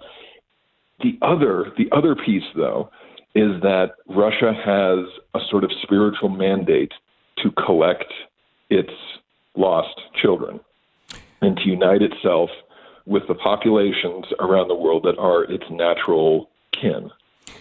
That is what stands out to me as I hear this, and that is what also makes this particular situation that we're dealing with today actually about something far much bigger and much more intractable, I would say, as well. Okay, so let's talk about Dugin and just define traditionalism. This is something that if you read the Fourth Political Theory, there are times that you will read it and go, yeah, I kind of agree with that.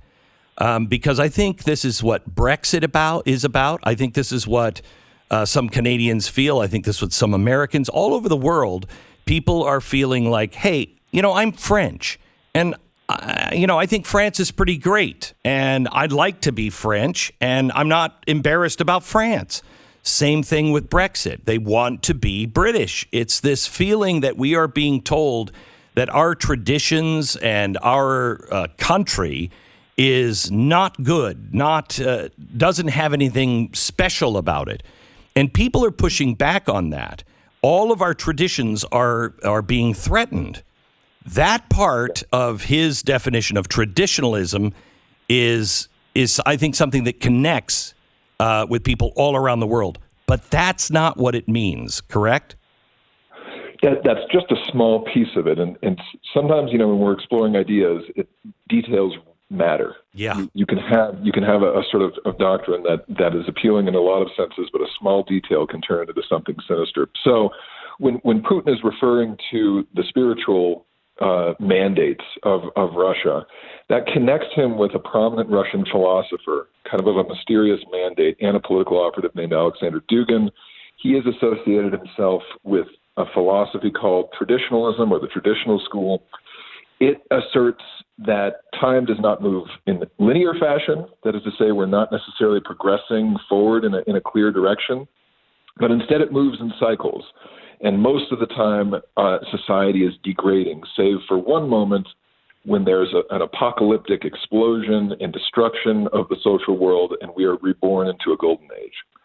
It's that last piece, Glenn, that is so key here, because when you look at history in the way that these traditionalists do, there can be justification for Armageddon, as you put it, for destruction, mass destruction. Chaos, just total and complete chaos. Yes, as a sort of prelude to a golden age, a utopia that we're going to be reborn into. That's one of the distinguishing features. That is what is paired with this, I'd say, small t traditionalism that you were referring to earlier. People wanting to preserve and conserve values and identities that matter to them. This apocalyptic aspect of the ideology is what is distinguishing this way of thinking. I will tell you that Ben and I have talked off the air, and I've wanted to do this show for a while, but I have waited until I think people are in the right frame of mind to understand it. I think this is one of the most critical things that we can learn about, especially those of us on the right, because this is how you will know if there is a troublemaker in your midst, because a lot of people will hear some of this stuff and go, yeah, that's me too. But that's not what they mean. And they have a different vision of the future. So please listen to what we're talking about here. It goes way beyond Russia. But let me stay in Russia for just a couple of more minutes. What is Novorussia? Novorossiya. This is Dugin's way of describing these eastern territories in Ukraine that are breaking off, apparently, and have been recognized as independent states, people's republics by Putin. Dugin has been referring to them as New Russia, as a new expansion. And Putin in the past has borrowed that language from this renegade philosopher that I've been speaking to you about. He used that. I mean, Crimea was really a Dugin plan, wasn't it? Absolutely. I mean, it was one small piece of a Dugin plan. Right. I can, to catch your listeners up, Dugin, after the fall of the Soviet Union, this philosopher, after the Soviet Union fell apart, he wanted to see not the revival of communism in the communist state, but a Russian nationalism that would expand almost to the exact boundaries of the former Soviet Union, but not their ideology, but instead a really fanatical Russian nationalism and federalism. And all of those states that started to move out of the Russian, Georgia, Baltics, Ukraine, all of those in his mind were targets to be brought back in, and it was imperative that Russia do it forcefully, decisively, to establish a boundary for American and liberal democratic ideology in the world. It was important for him to set a boundary there to show that liberalism that democracy, lowercase L liberalism, was not the fate of the whole world, but in fact those territories needed to imagine a different future for themselves, a future that returned in his mind to their roots rather than looked forward to a different future. And it is the same kind of thing in a way that Hitler used faith of people. He used all different faiths. It wasn't just Christianity. He destroyed those faiths as he went in. But Dugin is using faith, and that's why that spiritual element, because the Ukraine plays a very important part for Eastern Orthodox Christianity, right? It is the spiritual, center for that, isn't it? It's one of them for sure. It's also a sort of mythological center for the origins of the Russian ethnicity and state as well. Which is even worse, because that's exactly what Hitler was doing with all of the other religions. He was just tying all these myths together. Yes, you look at the union of religion and nationalism, and then you start to find yourself in a place where your state acts as though it has a divine mandate, and that is a dangerous place to be. It's not surprising, and won't perhaps surprise your listeners, given what we're saying here, that one of Dugin's ideal states in the world today is Iran, because there you have a union of state power with religious authority, and the ability, really the justification for anyone in that state to question the actions of the government is shackled, because if you do that, you are questioning a religious authority that's not allowed to be questioned. So this is all this goes to a celebration of authoritarianism and a way to equip the power of the state or a demagogue with greater cultural, in addition to military and economic and political power. All right, I want to talk about the fourth political theory, if you can define what it is. I also want to do one more thing, a stop on Putin. Is he the lunar Putin or the solar Putin, which we'll understand? What is his real game here? And then I want to bring it home to America, which is extraordinarily important for all Americans, but especially those on the right. And we'll give you that information here in just a second. We are with Benjamin Teitelbaum, the author of War for Eternity. He is a guy who I have talked to several times. They're really, I think there's about three of us, Ben, that are watching and understand what the importance of Alexander Dugin. It's a little frightening. Everybody I talk to, I think there's one other guy that I know that we all look at each other and goes, why aren't people paying attention to this? It's so important. Right. What is the fourth political theory? So this is a challenge, Glenn, to explain in a short time. But when Alexander Dugin speaks about a fourth political theory, he's speaking about an alternative to the other three main Western ideologies that fought throughout the last century.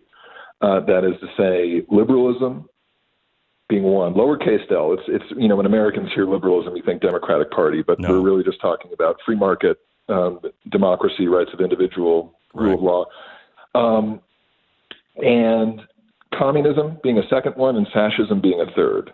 Dugin's belief was that communism and liberalism in World War II combined forces to kill the third political theory, fascism, and then liberalism, the first political theory, allowed communism to die of old age, essentially, with the Soviet Union.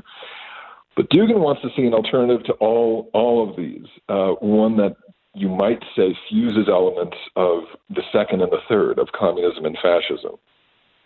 In his mind, the danger of liberalism and the lowercase L liberal democratic world is its rampant individualism, and its contempt for history, its devotion to progress, and the belief that really our roots are something to be overcome and escaped, and also its will toward globalization and building larger and larger communities. What he wants to see is a world that is shrunken, basically, in its scope, and where the identity of your group or your tribe becomes the primary object of political activism. That is to say, not the individual, as in liberalism, not the class, as in communism, and not the race, per se, as in fascism, but a slightly, let's say, related concept, which is the ethnos, or a small community, or the tribe. To see a society that works on preserving those differences, that's what a fourth political theory should be doing, and it should be, in his mind, opposed to progress, opposed to development, and certainly opposed to any larger state like the United States operating on the global sphere. So you can hear that and say, wow, I see pieces of that from both the right and the left. I see a new world order being shaped like that, except he wants to destroy anything global. He also wants to destroy the United States, and I think there are some others that would like to do that, and they are using some of those tactics. So, He sees the United States, any pathway toward realizing this goal has to, in his mind, go through the destruction of the United States, and at least of U.S. global hegemonic power. Occasionally, he'll say that if the United States were firmly contained within its own borders and its ideals, never spread anyplace else throughout the world, then perhaps we could coexist. But it's about containing U.S. power. Okay, 45 seconds before the break, tell me, is Putin operating, do you think, in Ukraine more under that, or on just a quick business capitalist, I just want money and I'm going to get those ports? I tell you, I think the way that he has been speaking recently makes it seem like the business-like estimation of Ukraine is more of a facade and an excuse to do what he wants to do, which is expand this Russian state. Okay, good. That's good news. Now,